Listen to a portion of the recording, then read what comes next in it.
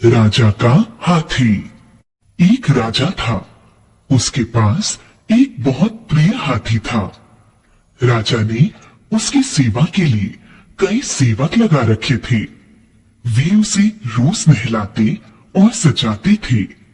प्रत्येक उत्सव के अवसर पर राजा उस पर बैठता और नगर में राजा की सवारी निकलती थी। एक दिन हाथी बीमार पड़ गया और काफी सेवा और दवा करने के बाद भी वह ठीक नहीं हो पा रहा था।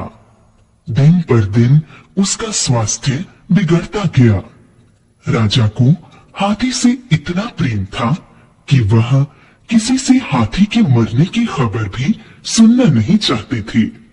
एक दिन वह बीमार हाथी मर गया।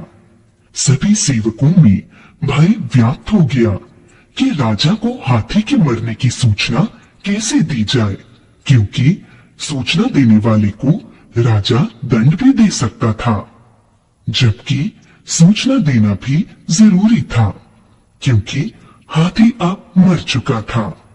सभी सेवकों ने अपने बीच से एक बूढ़े सेवक को चुनकर उसे राजा के पास भेजा।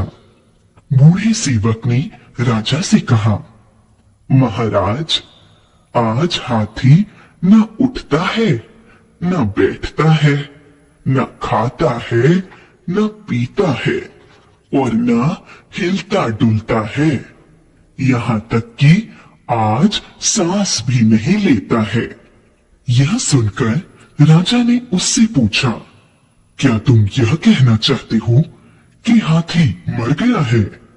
बूढ़े सेवक ने कहा, महाराज, यह तो आप ही कह रहे हैं, मैं कैसे कह सकता हूँ। राजा समझ गया कि इस सेवक ने अप्रिय समाचार को भी बड़ी सावधानी से मुझे सुनाया है। इसमें कुशल संदेश वाहक के सभी गुण हैं। इस पर राजा ने उसकी प्रशंसा की। बच्चों, कभी कभी अप्रिय सत्य भी सुनना अच्छा नहीं लगता है। इसलिए कहा जाता है कि हमें मीठी बोली बोलने के गुण को अपनाना चाहिए।